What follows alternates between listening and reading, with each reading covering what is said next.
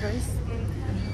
За шинэ влогтой тавтаа мөрөл би одоо зон руу нисэж байна.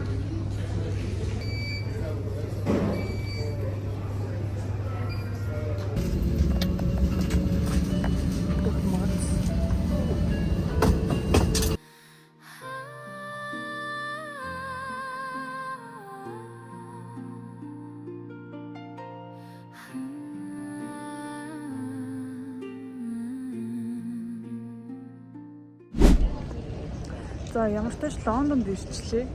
За одоо ачаагаа авах гэж хүлээж байна. Тэгээ би бодлоо л доо. Би одоо энэчнээс буудлын руугаа л одоо ийм их ачаа бараагаад чирээд юу яана гэж байхгүй байна. Метроор явна гэж байхгүй байна. Тэгэхээр такси шалгаж үзье да.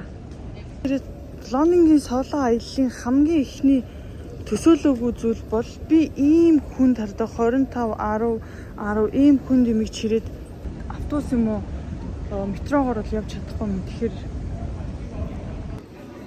яа хэрэглэх сим авсан. Энэ ингээд 4 хоног хэрэглэн 25 pound. Oh my god.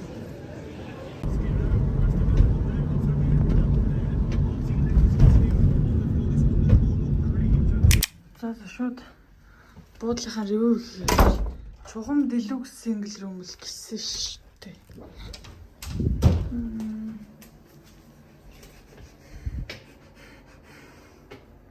Гой яах. Өнөр нь гайгүй тартал ийм ууртай нарт. Энд тийм цуган дээр яриа өрлөс. За яах вэ? 4 хоног цанхаар юм. Энэ өстө Лондонд буугаал пал идэл авлаа. Би нэг Ирландынхаа симийг юу яасан баггүй юу? Тэнд ямар нэгэн хэрэг гарч магадгүй гэж бодоод найздаа үлдээсэн нэг код мод авахаар л тэгээд энэчнээс ингээд нисэх онгоцны буудлын дээрээс хамгийн хямдхан сим нь 25 pound 100 GB дататай. Тэгэл буудлын руугаа нөгөө амар их ачаатай. Буудлын руугаа таксицсан чинь 35 pound гарсан. Тэгэл мэдхгүй ингээл 2 3 диарын уруулан өлөх чинь кост пам гэж гарсан. Тэгтээ яах вэ? Одоо би 4 хоног энд байна. Тэгээд угаасаа мэдж байгаа. Одоо өртөг өндөртэй хот. Тийм учраас би айгүй бодлоготой захиалсан заяа. Одоо яасан гэхээр энэ чинь өглөөний цайнд орсон шүү дээ. Тэгэхээр би одоо юу яана? Дэлгүүр ороод Tesco юм уу Aldi олж аваад ороод тэнгүүтээ 4 өдөр идэх хүнс одоо талах малах жимснүүдээ аваад тэнгүүтээ оройно 4 орой болохоор энэ хаваараа нэг юм 20 30 pound 10 20 pound-ын тийм ороолоод авч идэнэ гэж тооцсон маа. Тэгэхээр одоо хүнсэндээ юм наа.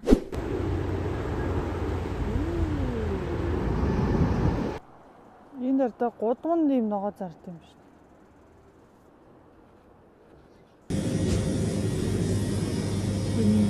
Буудлын хамгийн ойролцоо Tesco.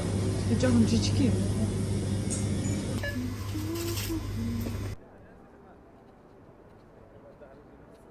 Гэрээс урагшаа нэг гэрээсг нь буудлаас урагшаа 19 минутад алхах зайн нэг Tesco байсан байхгүй.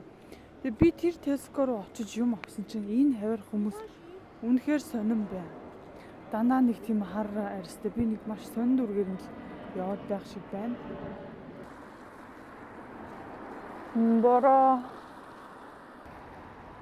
тэр миний байрлаж байгаа буудал 3 months and 4 days. Oh, Emma, we have so much to talk about.